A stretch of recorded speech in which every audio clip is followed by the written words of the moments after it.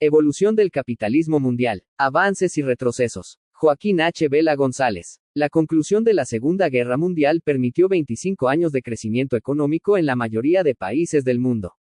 Hubo crecimiento tanto en el bloque de países socialistas de la Unión Soviética, como en el capitalista, liderado por los Estados Unidos de América. El llamado boom de la posguerra fue un ciclo de expansión y de crecimiento continuo y permanente, de casi 25 años, 1948 a 1973, solo interrumpido en el bloque occidental capitalista por una ligera caída en los años 1958 y 59, haciéndole rezagarse en la Guerra Fría contra el bloque socialista, que permitió a la URSS convertirse en la primera potencia económica y tecnológica del planeta, de 1959 a 1964. Hubo milagros económicos en México, Brasil, Japón y en otros países del mundo, en el primer ciclo de expansión dentro de la nueva hegemonía económica mundial de Estados Unidos de América. Esta expansión económica se expresó en el aumento real de ingresos, tanto de las empresas como de los trabajadores. El desarrollo de las ramas de industria pesada arrastró al conjunto de la economía, lo que permitió a su vez un excedente económico que hizo posible el financiamiento al llamado Estado del Bienestar, o Estado benefactor, que significó la aparición, en varios países del mundo, de programas universales de atención a la salud y a la educación, de seguros de desempleo, de disminución de las jornadas laborales y en general de mejores prestaciones para los trabajadores y sus familias. Pero regresemos al momento en el que las economías socialistas fueron superiores a las capitalistas, 1959 a 1964.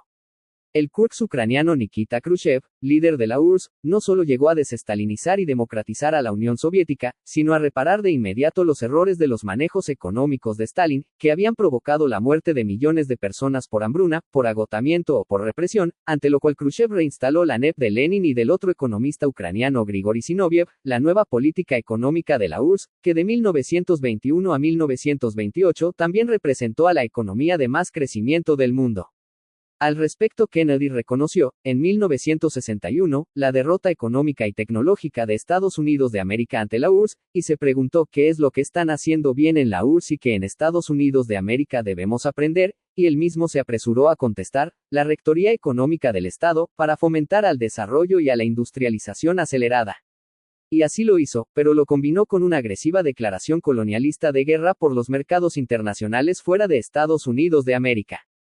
Los pasos de Kennedy fueron seguidos unos pocos años después por los laboristas de Reino Unido. El capitalismo, tras 25 años de bonanza económica, comenzó el fin de los años felices, que es como los yanquis le llamaron a esta fase.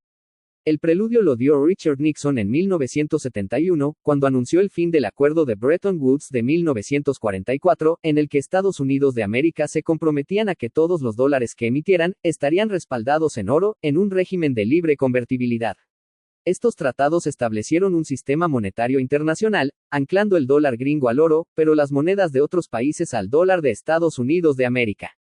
El final de esta norma generó el inicio de una fase de incertidumbre e inestabilidad en el comercio y las finanzas internacionales.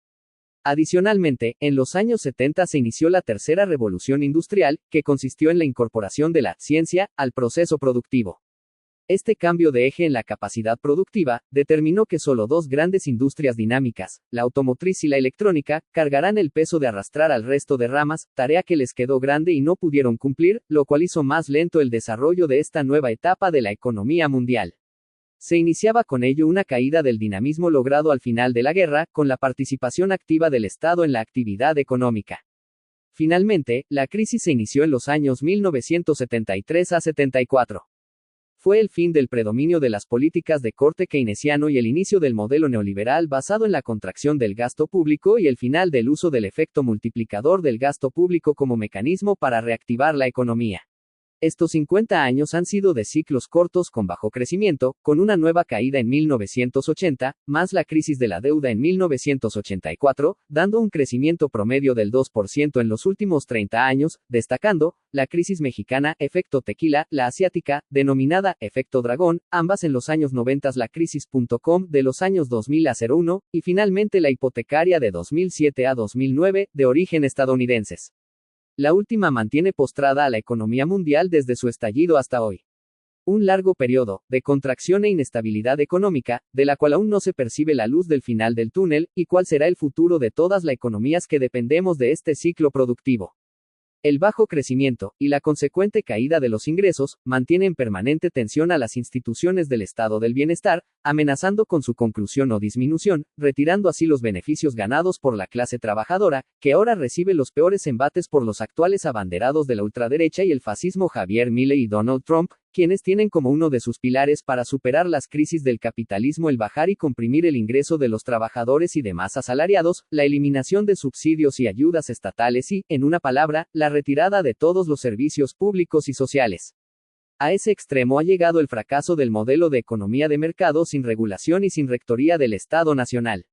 Esta larga y oscura nube negra presagia mayores tormentas en el futuro inmediato, y tiempos más complicados para la clase trabajadora del mundo en el futuro. Esperamos estar equivocados.